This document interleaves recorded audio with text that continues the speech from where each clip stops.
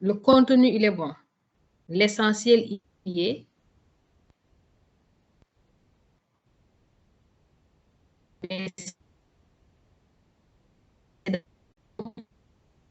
Il faut vraiment revoir les aspects. Je commencerai par les objectifs, vos révisions ou même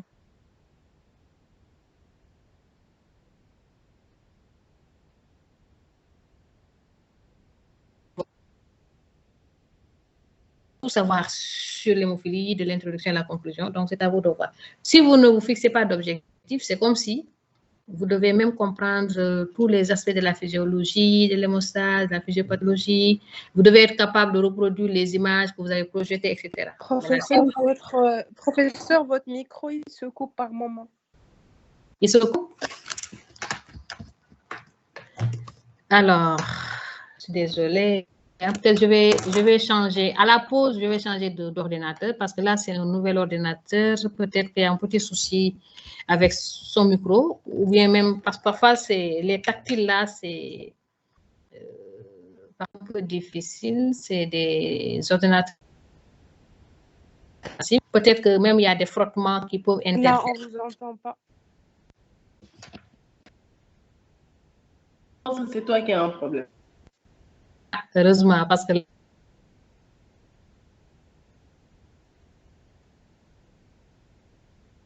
oui, on vous entend. Est-ce que le micro coupe parfois? Vous avez des coupures de micro quand je parle, vous les autres? C'était tout à l'heure, mais là, c'est bon. C'était tout à l'heure. C'était juste après l'intervention que j'avais faite, mais sinon, ça va. Là, ça va mieux. Oui, en tout cas, faites-moi signe s'il y a des coupures parce que c'est un ordinateur que je n'ai pas l'habitude d'utiliser. Si ça ne va pas, je vais changer d'ordinateur à la pause, d'accord? Parce que si on ne s'entend pas, vraiment, ce n'est pas la peine. Alors, est-ce que je peux continuer? Oui, professeur. Alors, je disais qu'il faut vraiment élaborer des objectifs, maximum 4 à 5. Quand on vous donne une leçon signe, faites au moins un objectif sur la définition, un objectif sur les signes, notamment le type de description, parce que ce qu'on attend de vous, c'est de pouvoir décrire les principales manifestations d'une maladie que l'on vous donne sur le plan clinique, sur le plan paraclinique, et nous dire comment évolue cette maladie. Donc, si par exemple, je vous donne une leçon sur l'hémophilie, vous dites l'hémophilie, il y a l'hémophilie A, l'hémophilie B, et vous savez pertinemment que l'hémophilie A est la forme la plus fréquente, vous dites, je vais faire un objectif sur l'hémophilie A. Et maintenant, dans l'hémophilie A, moi, en tant que pédiatre, qu'est-ce que je dois connaître pour qu'un enfant qui vient à la garde pour hémophilie ne m'échappe pas? Vous êtes des cliniciens, d'accord? Vous voyez, qu'est-ce qu'il vous faut? Est-ce que ce sont les signes cliniques? Naturellement, oui. Est-ce que ce sont les signes paracliniques? Absolument oui, parce que sans la paraclinique, vous ne pouvez pas avancer. Est-ce que ce sont les aspects thérapeutiques, etc., d'accord? Donc, c'est comme ça que vous faites. Vous dites à la garde, qu'est-ce qu'il me faut? Donc, vous faites un objectif sur les signes. Le diagnostic différentiel, en général, les gens ne font pas beaucoup d'objectifs parce que cela n'a pas de sens. L'évolution, oui, parce que si la maladie n'est pas prise en charge, l'évolution se fait avec des complications. Et ce sont ces complications qui vont engager le pronostic. Soit le pronostic fonctionnel, vous aurez les handicaps, un enfant hémophile qui n'est pas bien pris en charge, qui ne reçoit pas de traitement substitutif, mais il va développer son atropathie hémophilique très tôt. Et vous avez projeté des images. Et ces atropathies hémophiliques vont être à l'origine d'un handicap. Et les enfants doivent aller à l'école, ils doivent étudier, ils doivent s'insérer sur le plan socio-professionnel, ils doivent se marier, faire des enfants, etc. Donc, si on ne fait pas un bon suivi, bonjour les complications. À la garde, s'ils viennent avec des saignements massifs, ils peuvent faire un choc hémorragique et faire un collapsus cardiovasculaire, faire le collapsus état de choc et décéder. Voyez un peu. S'ils ont des localisations asphyxiantes, ils peuvent faire des détresse respiratoires et décéder. Voyez un peu. Donc, l'évolution et les complications également, ce sont des aspects importants. La prise en charge, essentiellement préventive. Il ne faut pas attendre que l'enfant saigne pour courir derrière l'hémorragie. Non. Il faut éviter que l'enfant saigne. Et dans l'hémophilie, la prévention se fait à 2 niveaux. Comment faire pour éviter le risque de saignement? Et ça, c'est le traitement substitutif, elle en a bien parlé. Mais également, l'autre prévention, c'est la prévention de l'hémophilie elle-même.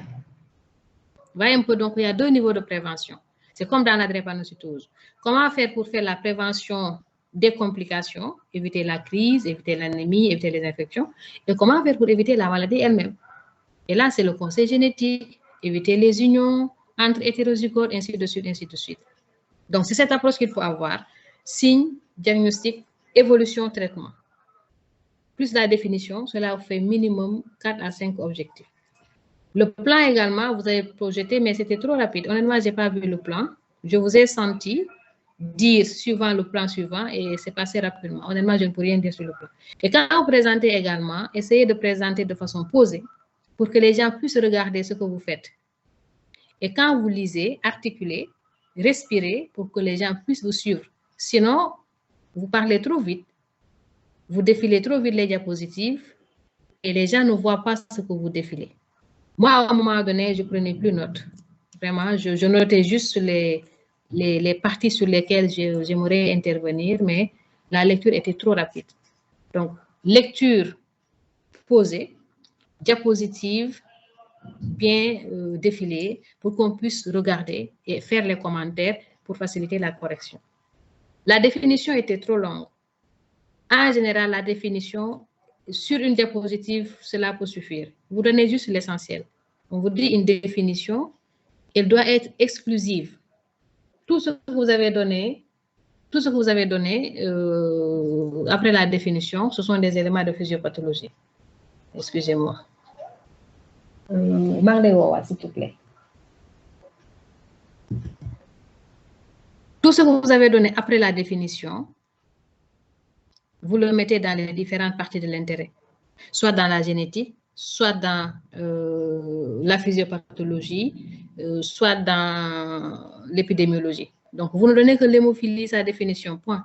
Défaut d'un facteur 8 ou facteur 9, etc. Point. Une seule diapositive. Tout le reste, vous enlevez et vous mettez dans les différentes parties qui vont suivre. Alors, dans l'intérêt, également, l'intérêt, en tout cas, la première partie de généralité vous a pris trop de temps. Je crois que là aussi, il faut rééquilibrer. C'est très bien, hein, il faut parler de ce que vous connaissez. C'est très bien parce que cela vous permet de comprendre. Mais il faut l'organiser. Par exemple, si vous parlez d'épidémiologie, vous nous donnez des informations de 2018, c'est très bien, je veux bien. Il faut essayer d'actualiser les données. 2018, nous sommes en 2023.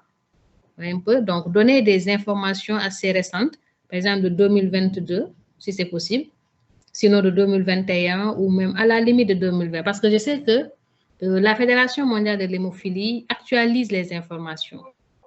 D'ailleurs, ils organisent des congrès ou parfois même des séminaires dans les différents pays membres. Et si vous allez sur le site, vous allez trouver vraiment beaucoup d'informations récentes.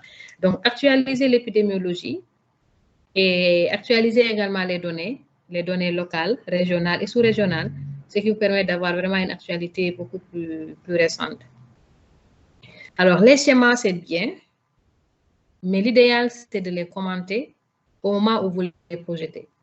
Parce que si vous expliquez le texte et secondairement, vous projetez l'image, et que quand vous projetez l'image, vous n'expliquez pas, alors là, les gens ne comprennent absolument rien.